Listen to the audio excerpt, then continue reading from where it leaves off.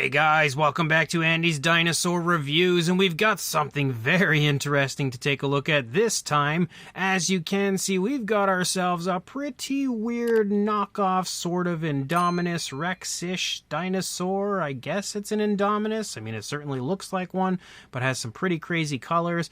I don't know for sure if this is, it definitely looks like it would be like a straight up bootleg from the Mattel line, but it almost looks like it's a mixture of like the Giganotosaurus from Mattel with the Indominus Rex from Mattel, maybe mixed with a little bit of the Carnotaurus from Mattel. It almost seems like a big mashup of so many different dinosaur figures. I don't know for sure, like I said, if it is just a straight up jumbling of Mattel figures bootlegged into this creature, or if it's a situation of some very heavy influence. I don't know, but it looks really cool. And what's even cooler is who I was able to get this from. Hikigane Creatures. If you are unfamiliar with who she is one of the absolute greatest artists on the planet. She creates some of the absolute most incredible posable art dolls. You can see just from these images, again, all of the different products that she has created. I've always wanted one of these, just haven't had the opportunity to get a hold of one yet. But man, are they incredible. So again, I have to give a massive shout out and thank you to Hikigane Creatures for helping me to get a hold of these. She actually contacted me and let me know about them and then offered to grab some for me if I wanted them. So I was like, absolutely, I will definitely grab some of these and add them to my collection. So here we are, I now have them. But again, make sure you follow her on her social media accounts. I will include them in the description so you can check out all of the incredible work Hikigane Creatures does and maybe grab some of her art dolls at some point. But you can see the figure does look pretty interesting here. It has pretty much like a Mattel style packaging. We have Dino, Light and Sound Dino down here, and we can also turn it around to show off what we have elsewhere in the line and the very interesting T-Rex, Allosaurus hybrid, whatever the heck the other one is. So let's pop this box open and check it out. So here is our very interesting mutant sort of hybrid weird bootleg thing, and you can see it looks pretty interesting out of the packaging. But one thing, of course, that is something I was concerned about is when you turn it around, we are met with screw holes. What a surprise. Not shocked by that fact at all. But as far as the figure itself goes, we are going to readjust the camera here just a little, take a closer look at it. You can see, starting here in the head sculpt, we very much so have the look of an Indominus. Also, again, as I mentioned, almost maybe a little bit of a look of the Giganotosaurus from Mattel, and that is definitely an interesting choice. We can also see the skin texture actually doesn't look too terrible on it. Like, it's not great by any means, but it's fairly vibrant. It doesn't look super muted. We have like a grayish tone for the primary body. We've got a dark blue there in the palate area. We can see the nostrils up here, a black there around the eye that also kind of like spots and patterns down just a little bit. You can also see a yellow eye with a black pupil. The yellow eye is definitely sloppily painted. As you move down to the lower jaw, again, the skin texture continues to look all right, not too terrible. A little muted in a few areas, but for the most part, it's okay. We can see the teeth are all sculpted out and rounded, very much so, like older Mattel-style teeth, but actually maybe a little bit worse. We can very clearly see, though, that the paintwork of the teeth is absolutely atrocious and maybe some of the worst paintwork I've ever seen on the teeth of a dinosaur figure. Actually, a lot better on this side for some reason, but still really sloppy on the first side.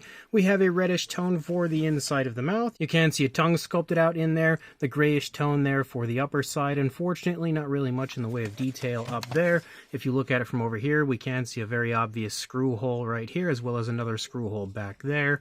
But the figure still looks interesting. As you move up to the top of the head, you can see, first of all, a little cheapness to the figure as the plastic is kind of separated right there. Moving back into the top of the head, you do have a little area here with some quills, which is kind of cool, but that is a very different tone of color. We have like a tan for that area, and as you move down, it looks all right and is actually slightly flexible, which is, kind of nice. Definitely something that means it won't get damaged very easily, hopefully. But again, the figure itself is kind of cheap as a whole. So, if you drop it, it may break. I don't know. As you move through the neck, you can see some osteoderms as well as some scale detail and stuff popping up. We can also see more of that dark blue picking up and then kind of striping down through the side of the neck. We have an orangish tone moving down along the throat. There's also a big screw hole on the underside of the lower jaw. As you move down, there is actually a little button here to kind of turn the figure on, so we'll see what that does here in just a little bit. Also the battery compartment where you would put the batteries for the figure.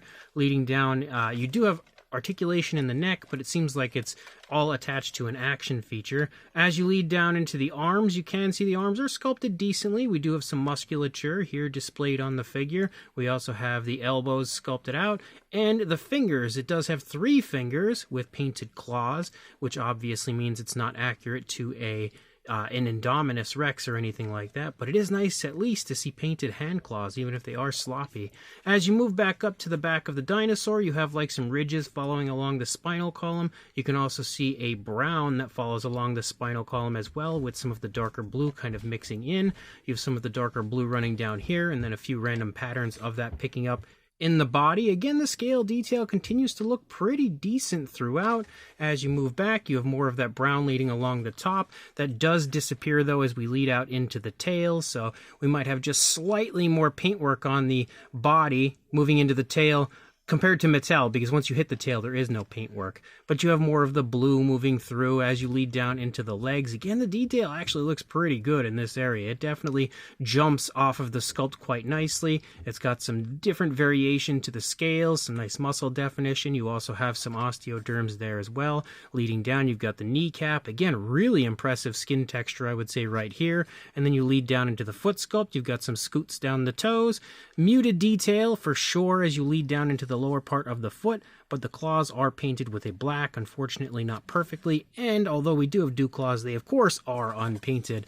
And then you lead up, actually you have the orange continuing to move along the underside, but that ends very abruptly as we lead out into the tail, just like the brown up there on the top. And then you lead out into the tail, and I think the tail is most definitely an addition from the Carnotaurus from Mattel. You can very much so see that this is the Carnotaurus tail, has the curve and everything, so I think it's pretty definitive that that is definitely a bootleg aspect, even though I would think the entire figure as a whole is definitely just a big mixture of different areas bootlegged into one figure. But you can even see the Carnotaurus osteoderms and everything as you lead out. The skin texture, though, again, continues to look pretty vibrant and decent as you lead through, and of course you're going to see almost the same thing over here, but you very much so see tons and tons of screw holes everywhere, really uglying up this side. As you lead through, it looks like he was hit by a drive-by for sure, because he has definitely been shot all over the place. But again, the detail in the leg continues to look pretty nice over here.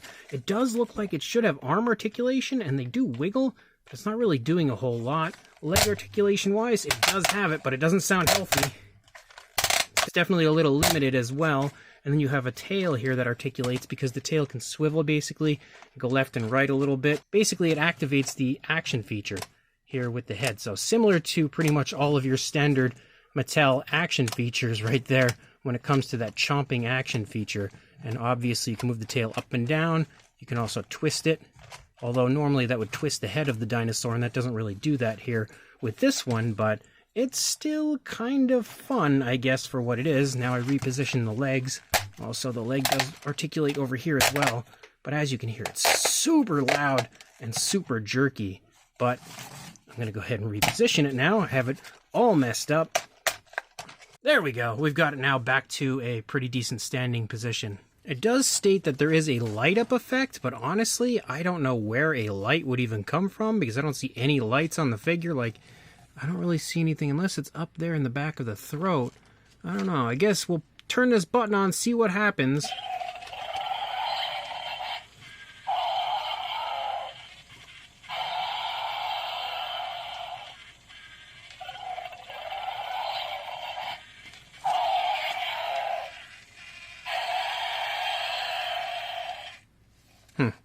Interesting. So it claims there's a light. I don't see any light, but it does have a kind of fun action feature there. You can either do it manually or turn the button on and it just does it on its own. Okay, so you push the button and that's how you start getting it going if you leave the button on the on section of it, the on side.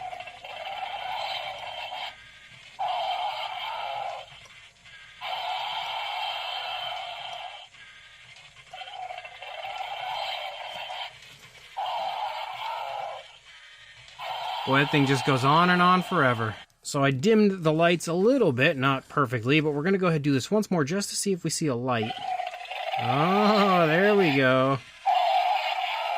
So there is a light in the back of the throat, which we can see blinking. It was just a little hard to really see it before, but not really the greatest light in the world, that's for sure. As far as a size goes, for a length from the snout to the tail, about 16 inches or 40 centimeters.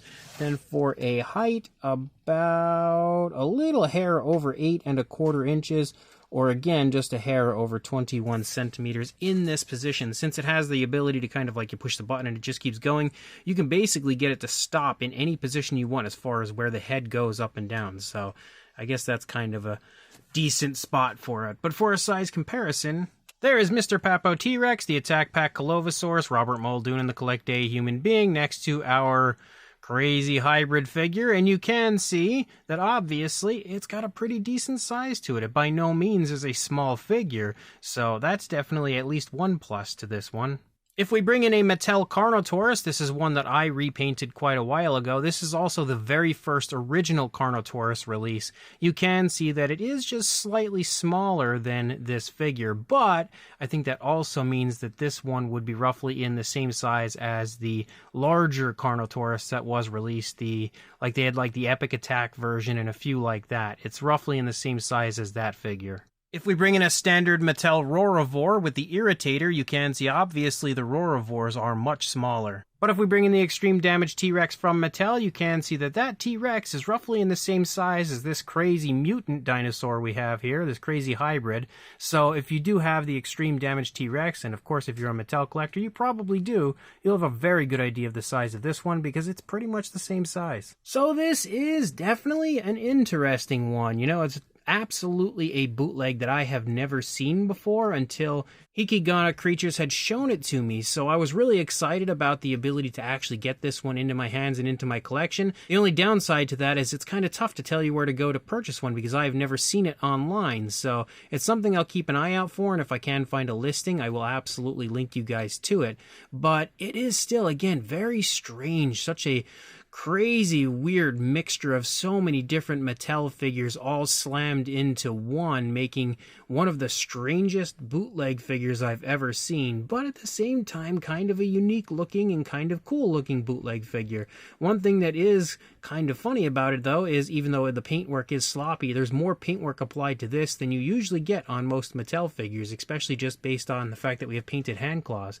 But it is not a figure that I highly recommend, like, searching desperately to find unless you really want something different and unique to add to your collection, because there is absolutely a cheap feel to it.